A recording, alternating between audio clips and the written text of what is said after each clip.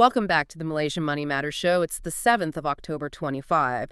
Today, we're doing our rapid deep dive into the really critical financial, corporate, and political news, local and global, and really focusing on how these things impact you directly. Yeah, it's quite a mix today. We've got some really aggressive corporate moves happening, but that's running right up against some serious governance issues flagged in recent audits. It's quite the contrast.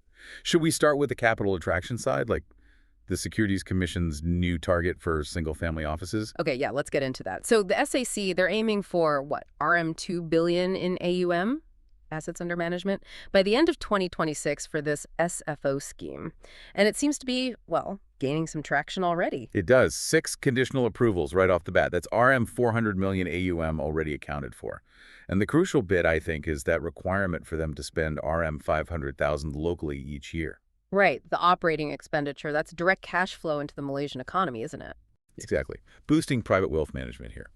Now, switching gears slightly, but still on strategic assets, Khazanah.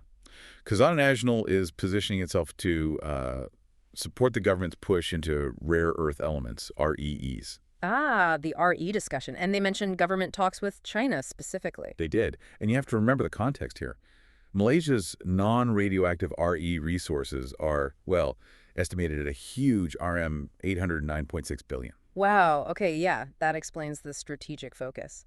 And speaking of strategic, DNeX seems to be making moves across the energy sector. They are. Their unit, Ping Petroleum, got the green light for the Greater Abu oil field development. That's Upstream. They're aiming for about 3,000 barrels a day by 2026, I believe. And Downstream, too, right? They secured a contract with Petronas. Yeah, a one-year deal for maintaining 50 Petronas stations. So covering different bases there. Interesting strategy. But not everyone's having an easy time. Lion Industries, for instance. Ah, yes. They're looking to revitalize their steel business, but it's facing headwinds. Their Banting plant is actually temporarily idled. High operating costs. They specifically mentioned the recent electricity tariff hike is a contributing factor. It sort of confirms those worries about competitiveness in heavy industry right now. That's a critical point. Okay, other market news. Power Technic is launching its ACE market IPO. At 35 cents per share.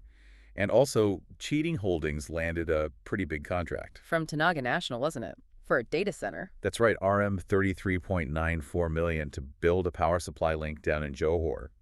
But then you have CelcomDigi facing that RM 72.59 million arbitration claim from IMMA Technology. Over a services agreement, though CelcomDigi says they're contesting it. They are, and they don't expect it to materially impact their operations for FY 2025. We'll see. And what about the bond market? I heard demand was a bit weak. Yeah, the weakest demand this year for a Malaysian government bond sale, actually. Yeah. Seems traders are maybe pulling back on expectations for rate cuts soon and, rotating into corporate bonds that offer higher yields right now. A subtle shift. Okay, shifting from market dynamics to political ones. Sabah? Right, the 16th state assembly dissolved. So we're heading into the 17th state election within the next 60 days. More political volatility for Sabah, it seems. It certainly looks that way. Now, this brings us to the governance side we mentioned, the Auditor General's reports.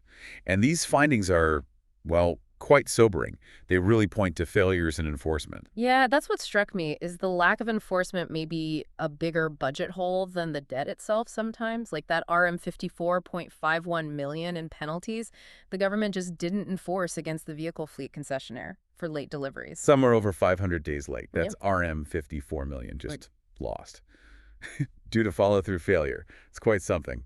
And then there's that ESS Zone Security Hub project in East Sabah for the Marine Police. Still not done after nearly 10 years. Still incomplete. And now it needs an extra RM 28.7 million because of all the delays and cost increases. Raises serious questions about how these big federal projects are managed, doesn't it? It really does. And all this adds to the fiscal pressure. The AG warned about debt, right? Urged close monitoring, yes. RM 490 billion in government debt is coming due within the next 5 years. And remember, national debt servicing costs already hit RM 50.48 billion in 2024. That's a significant chunk. Okay, on the legislative side, any movement? Well, the cabinet is set to decide on the Attorney General's role soon, following that planned separation of the AG and public prosecutor functions. And for consumers, there's the Hire Purchase Amendment Bill 2025. That was tabled. What does that do? It introduces the effective interest rate model. Basically, interest is calculated on the remaining balance, not the initial flat amount. The idea is to make financing terms fairer for things like cars or appliances. Okay, that sounds positive. Any update on the 1MDB case? Yes, quite a significant one. An investigator testified in the High Court, said Jay Hello and an associate misappropriated over 5.2 billion US dollars, and crucially detailed that Jay Ho's father allegedly received over 456 million US dollars of that money. Wow. Still unfolding. One more local item, earthquake risks. Yeah, the Dewan Rakyat was informed that 6 states, Pahang, Terengganu, Perak, Negeri Sembilan, Sabah, Sarawak, are identified as risk areas.